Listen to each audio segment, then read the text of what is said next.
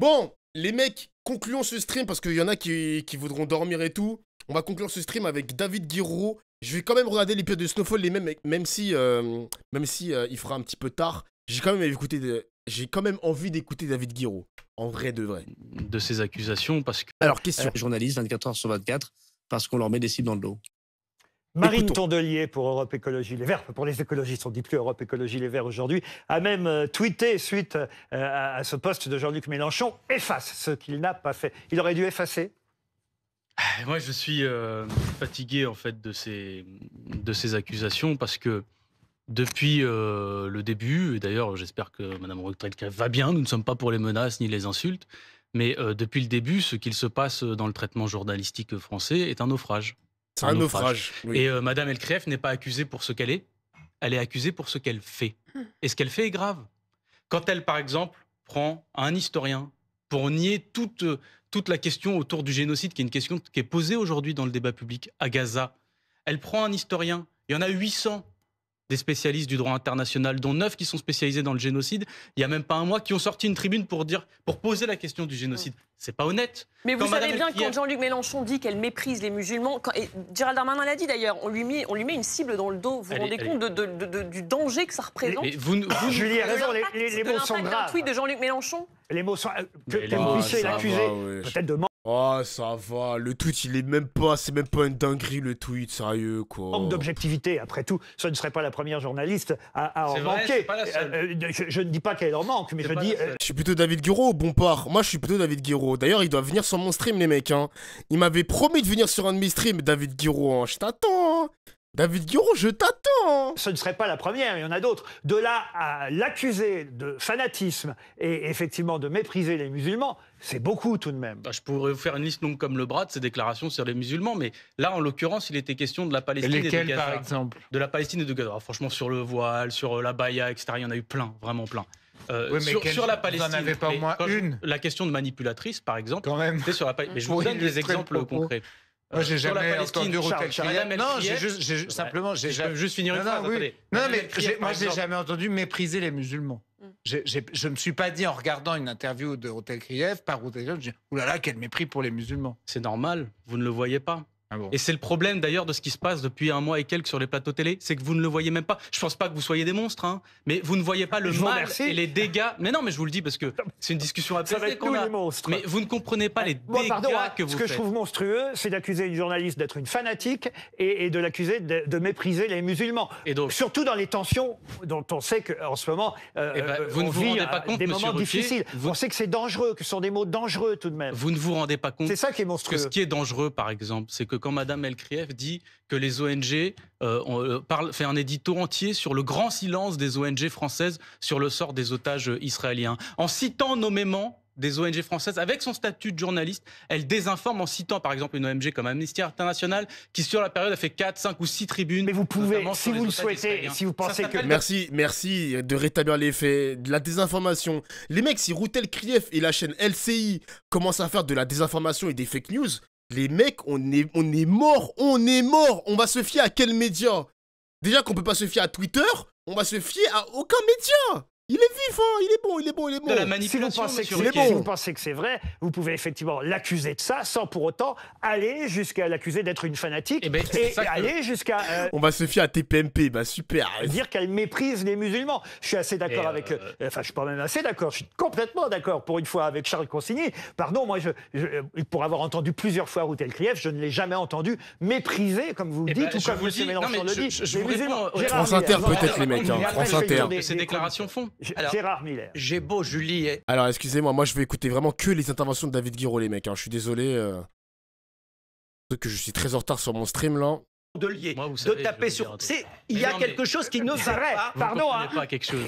Mais- Quel est le besoin d'en parler une demi-heure? Non mais Monsieur Guiraud, c'est oui, pas nous. C'est votre choix, Monsieur c'est pas le Guiraud, mien. c'est Non, pas mais nous attendez, qui moi, je avons. viens pour répondre, donc C'est pas mais nous qui c'est avons. votre choix éditorial. C'est ça, pas nous qui le avons mien. tweeté efface. C'est Marine Tondelier au sein même Oui, de c'est l'ex-NUPES. Pardon, hein, mais elle n'est pas journaliste. Elle est.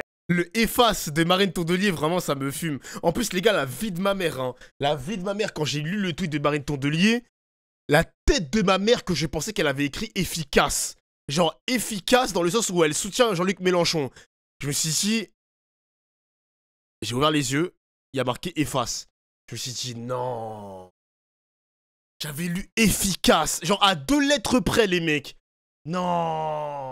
Leader j'ai politique. dégoûté, les Je gens. m'excuse d'avoir dérangé Elle s'est la fait séance racier de par développement Wissam. Moi, j'ai vu. personnel qui était visiblement passionnante à leur dernier meeting. Mais est-ce que Oh vous là là regrettez là quand là même là. les conséquences d'un tel acte? Elle est maintenant Putain. sous protection policière, Houtel Krief. Et c'est pas la première fois Donc d'ailleurs. ça, c'est de la faute de Jean-Luc Mélenchon. Ah bah, Eh ben, a priori, c'est la si. conséquence directe du tweet de Jean-Luc À quel Mélenchon. moment Non, à quel moment est-ce qu'on a appelé à faire preuve de violence? À quel moment? Là, vous êtes en train de nous attribuer des gestes que nous Vous n'avons savez que dans le jamais contexte fait. inflammable Et donc, du ce moment, qui est quand on la terrible- traite de manipulatrice, de fanatique qui méprise les musulmans, ça a des conséquences. Vous savez, je vais vous dire une chose. Quelles Alors, conséquences? mais, Quelles oui, mais j'aimerais conséquences? bien que vous appliquiez ce raisonnement à l'inverse sur votre propre métier. Parce que ce que vous faites aussi, ça a des conséquences. Vous comprenez? Par exemple, quand Madame Reutel-Krief fait la veille du tweet de Jean-Luc Mélenchon, un édito dans Le Point qui s'appelle, je le lis, regardez les individus en fonction de leur origine religieuse, Mélenchon connaît bien, où elle accuse Jean-Luc Mélenchon justement par rapport à son passé. Elle fait une dissection, une forme de dissection psychologique de son portrait, de son profil psychologique. Ça aussi, c'est insultant. Vous comprenez? Et ce que vous faites et ce qui se passe dans le traitement de ce qui se passe à Gaza, du nettoyage ethnique à Gaza depuis 1 mois et demi, je vous le dis, est lamentable. Lamentable. Et c'est pas que Reutel-Krief, ça concerne tous les médias malheureusement, mais David vous Guiraud. êtes dans le déni d'humanité d'une partie de la population. David Guiraud, on va. Arrête de mentir, comment ça? Pas du tout, sale menteuse. Arrête de mentir, wesh. C'est objectivement possible. David On- Guiraud. Bah, arrête, t'es pas David Guiraud, on va objectif. essayer de faire réagir aussi, évidemment. Madame la journaliste, t'es pas objectif. Qu'est-ce qu'il raconte? Ah. Attends, c'est le fameux soutien inconditionnel? Attendez, venez, on réécoute ce replay. De l'Assemblée nationale qui est allée en Israël pour un voyage de soutien avec plusieurs parlementaires. C'était en octobre Attendez. dernier. Jean-Luc Mélenchon poste une vidéo de manifestation pour la défense du peuple palestinien et il légende « Voici la France ». Pendant ce temps, Mme Braun-Pivet campe à Tel Aviv pour encourager le massacre, pas au nom du peuple français. La présidente de l'Assemblée nationale accuse alors Jean-Luc Mélenchon de lui mettre une cible dans le dos. Elle dit qu'elle est convaincue que le mot camper n'a pas été choisi par hasard, en résonance historique à l'actualité du moment. Derrière, Jean-Luc Mélenchon s'est déjà aussi attaqué politiquement aux organisations juives. La plus récente, celle contre le CRIF, le Conseil représentatif. En vrai, les gars, moi, le délire de cible, pas de cible, de camper, moi, je le redis encore en stream, c'est une dinguerie. Il y a volonté d'être un antagoniste. Voilà, moi je le dis, Mélenchon, il y a une volonté d'être le boss final des internets, le boss final de la politique, le Madara Uchiwa de la politique. Moi je le répète encore. Moi je les répète encore. Des institutions juives de France.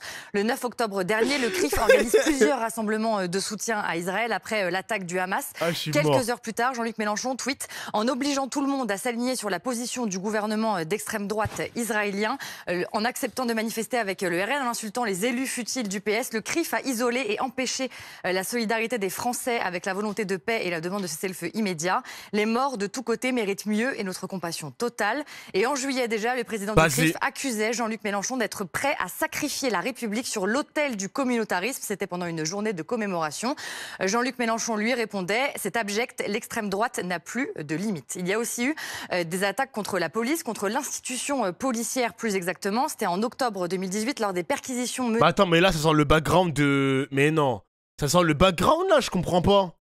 Je comprends pas là. Tout le CV de Jean-Luc Mélenchon là, on en est là. Ils l'ont jamais fait avec Zemmour quand même, hein. Ils l'ont jamais fait avec Zemmour. Du mouvement La France Insoumise dans le cadre d'une enquête pour abus de confiance et recel qui vise plusieurs dirigeants face aux policiers devant la porte du local. Jean-Luc Mélenchon s'offusque de ne pouvoir y entrer et il dit « Vous n'avez pas à m'empêcher d'entrer dans mon local, nous ne sommes pas des voyous ou des bandits, je suis un parlementaire » et il termine par le fameux dont vous vous souvenez évidemment tous, la République. Je fais du journalisme et c'est chaud de voir ce qui se passe dans les médias. Mec, ça dégoûte, hein. Moi aussi je voulais être journaliste quand j'étais plus jeune, hein. J'ai vite abandonné, hein. C'est moi. Et le lendemain des perquisitions, ce n'est pas contre la police qu'il est énervé, mais contre Jean-Jacques Bourdin. Écoutez. Bon, Monsieur Bourdin, nous ne sommes pas en gang. Nous ne volons pas. Mais vous n'êtes pas au-dessus des lois. Mais personne n'a dit qu'on était au-dessus de la loi. Nous avons le droit... Non, vous, Bourdin, vous allez vous calmer parce que... 2018, hein. Je n'ai jamais dit ça. Non, d'abord. D'accord, oui, vous allez vous... Mais les mots que vous employez... Je vais... Non, mais vous polémiquez, là. Ça, vous polémiquez, là. ça, je ne... Non, mais vous vous rendez compte des mots que vous prononcez? Non, alors ça, pour une fois, on a eu les images. En revanche, on a manqué derrière vous pendant ce très beau, on va dire, débrief des différentes déclarations et différents dérapages de Jean-Luc Mélenchon. Même si ça vous a un peu dérangé, on va évidemment vous donner... Moi, ça ne me dérange pas, ça m'arrange que vous faites. C'est peut-être la stratégie. Ça, on y reviendra. Effectivement, ça vous arrange peut-être. Ça donne exactement l'image que j'étais en train de décrire de ce que vous faites en ce moment dans les médias. Mais on va en reparler. Alors, Charles Consigny, qu'est-ce que vous en pensez? Alors, moi, j'en pense... Bon, allez, moi, je vais écouter David Guiraud. Hop là. Certains, même d'interdire carrément. Moi, je n'ai pas de sympathie politique pour les idées. Je ne dis pas que c'est ce qu'on pense, monsieur Guiraud. Je dis juste c'est un constat. C'est pas ça. En fait, quand je vous ai dit que ça m'arrangeait ce que vous faisiez, c'est que pour moi, ça démontre ce que j'essaye de dire. C'est-à-dire que depuis 1 mois et demi, ce qu'il se passe dans les médias français, c'est que vous avez des polémiques à répétition sur ce que les insoumis en général disent. Alors il y a eu M. De Villepin aussi, mais en gros des réactions sur des déclarations vis-à-vis de Gaza et de la Palestine, parce que c'est dans ce cadre-là que s'inscrit toute la réflexion. Depuis 1 mois et demi, on a ça. Ensuite, on a un temps d'attention médiatique qui est donné... Ça dépend lesquels, pardon, à vous interrompre. Raquel Garrido, François Ruffin, qui sont à la France Insoumise, quand ils font des déclarations depuis le début du conflit, ces déclarations sont plutôt très très bien accueillies. On parle de Jean-Luc Mélenchon, on ne parle pas de toute la France Insoumise. Mais par exemple, ça m'a concerné moi. Vous aussi, vous avez mais moi, j'ai pas été bon. Voilà. Et ça arrive, mais j'ai pas été bon, mais ça a été 2 jours d'antenne. Vous voyez. Et après ça, donc il y a les polémiques. Il y a un autre bloc qui est normal sur, par exemple, la libération des otages. Jean, merci pour le raid. Il y a un bloc de l'attention médiatique qui est donné à ça. Par contre, le temps d'attention médiatique qui est donné aux Palestiniens, il est ridiculement. Il est ridicule. Et c'est ça que moi je critique depuis le début. C'est cette espèce de négation de l'humanité d'une partie de la population. Je vous assure que ça fait 1 mois et demi qu'on couvre le conflit, par exemple, et qu'on parle beaucoup de la situation à Gaza. Mais attendez, je veux pas que vous vous sentiez. On peut pas dire qu'il a. Franchement, on peut pas dire qu'il a. Laissez-moi finir une chose parce que, par exemple, il a pas là, tort. on parle d'une journaliste, Ruth Elkrieff, qui est menacée. Moi, je la soutiens dans les demandes de protection si elle est vraiment menacée. D'accord ? Tous les insoumis le font. Je pense. Vous en doutez ? Je suis. Dites si elle est vraiment menacée. Non, si elle est menacée. Bah non, c'est le ministère de l'Intérieur. Ah bah non, c'est le ministère de l'Intérieur. Une fois de plus, vous êtes maladroit. Ah bah non. Oui, vous voyez, c'est ça qui est terrible. Bah non, c'est pas terrible. Il faut faire attention à ce qu'on dit. Alors, je vais la remettre au présent, ça. Non, Laurent Ruquier, c'est un bâtard. Non, c'est un bâtard, Laurent Ruquier. Si vous voulez, Madame Elkrieff est menacée, elle doit être protégée. Mais vous voyez, l'énergie que vous mettez dans ces déclarations et dans ce débat, je pense qu'on aura passé plus de temps médiatique, et j'en suis même sûr, à parler de la protection de Madame Elkrieff que de parler des 60 journalistes morts à Gaza. Vous voyez ? Et c'est ça que je dénonce précisément. C'est que quand ce sont des morts, notamment 54 morts... C'est vrai qu'il n'y a aucun journaliste français qui a rendu hommage à leurs collègues. Hein. C'est leurs collègues, les mecs, vous vous rendez compte ? C'est leurs collègues.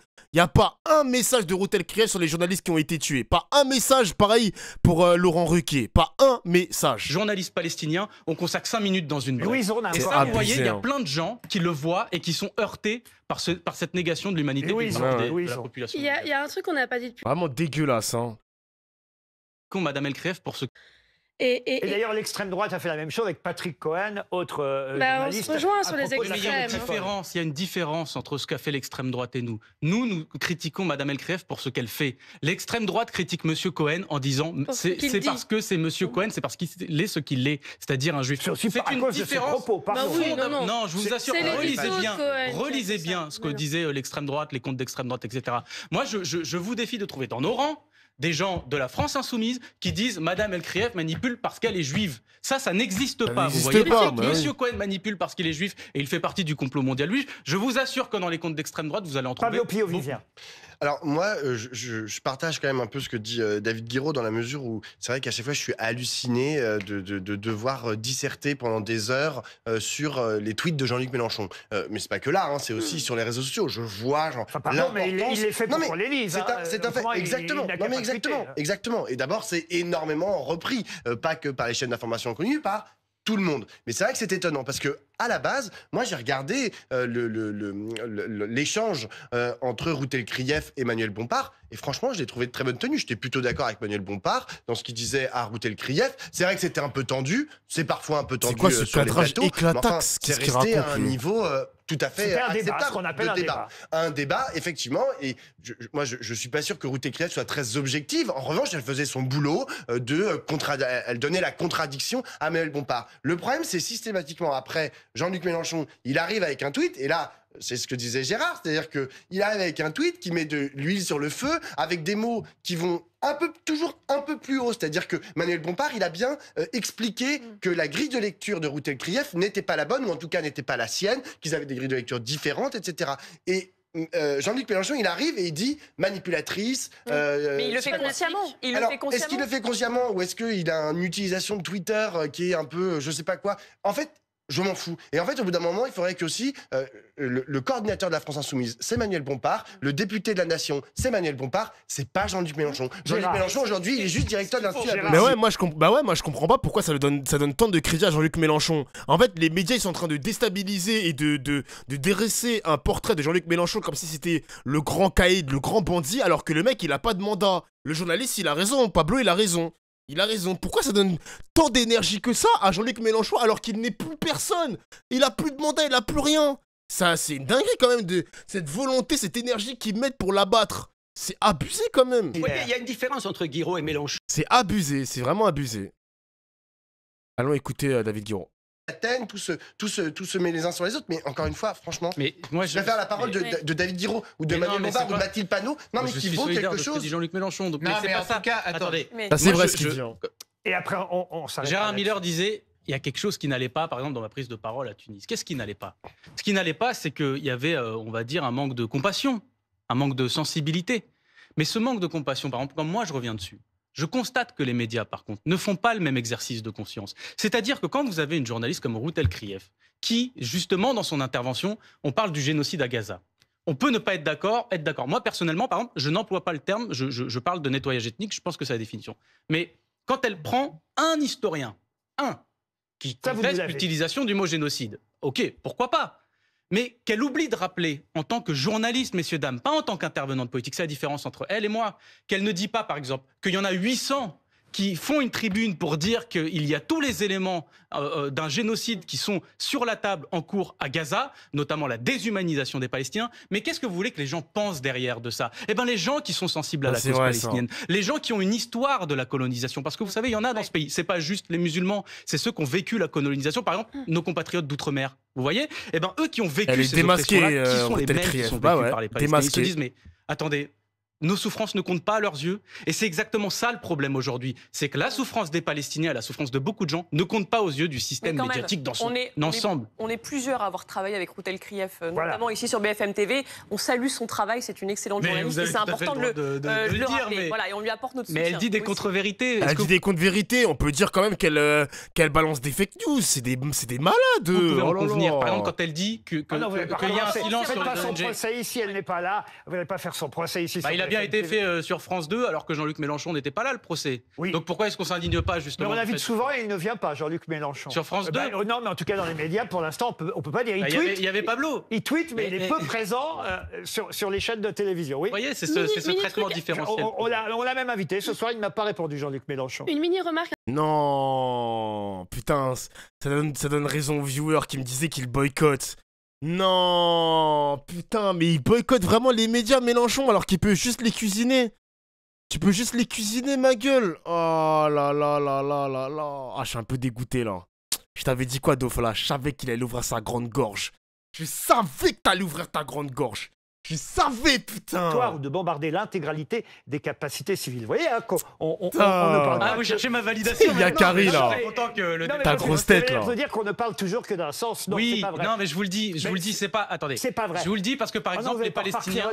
Ah, bah, c'est vous qui m'avez lancé, c'est de votre faute. Non, mais il y a très peu les visages et les histoires des Palestiniens dans les médias français. D'ailleurs, ils y sont beaucoup plus, vous savez, en Israël ou aux États-Unis, où, par exemple, en Israël, il y a la pression, elle est forte, hein, pour parler justement des Palestiniens. La pression patriotique est très forte. Moi, je vous dis, en France, il y a très peu les histoires, très peu les visages, très peu ce qui se passe en fait autour des Palestiniens. Par exemple, vous avez parlé énormément des otages israéliens. Tant mieux, tant mieux. On est heureux qu'ils soient libérés. Mais je vous assure que les gamins qui sont en prison aujourd'hui en Palestine, vous en avez parlé très peu. De la même manière que là, sur les journalistes, vous avez très peu parlé des 60 journalistes qui ont été tués à Gaza. Donc moi, on en a parlé. Peut-être aussi parce que. Mais t'en as parlé, mais t'en as parlé vite fait. Mais les journalistes, la journaliste de BFM là qui ouvre sa grande gorge, elle m'énerve. Elle est en train de me rendre fou. C'est ça la question. Peut-être aussi parce que le 7 octobre, pardon de le rappeler, c'est d'abord une attaque terroriste du Hamas contre l'État d'Israël et contre une partie de la population israélienne qui en plus était plutôt favorable dans cette région d'Israël. Je suis heureux de voir comment le débat il tourne parce que vous voyez, je suis content de voir ça. C'est parce que vous ne nous suivez pas suffisamment parce que croyez-moi, on essaie d'être particulièrement vous, monsieur Ruquier, depuis que je suis gamin. On essaie d'être le plus équilibré. Gamin, carrément. D'ailleurs, la preuve, c'est vous qui m'en faites un mauvais parce que franchement, ça prouve que vous ne nous regardez pas suffisamment. Je regarde très souvent. Vous devriez plus encore. Un mot. Faisons une analyse du temps d'antenne. Un mot sur Anthony Blinken, Pablo. Non mais Anthony Blinken, il tient ce. Non, il est délu. Délusionnal de fou quand même. Ok, bah c'était David Guiraud les mecs. Ça va, c'était cool, ça va. Ouah, Brice Hortefeux. Ouah, l'ancienne. Il est député encore. Député européen, les Républicains. Ancien ministre de l'Intérieur. Wesh. Est-ce que vous vous souvenez de ce mec? Vous vous souvenez de ce mec, les gars? À l'ancienne. Wesh, à l'ancienne. Non, c'est dinguerie. Ouah. Une momie carrément. Allez, bâtard.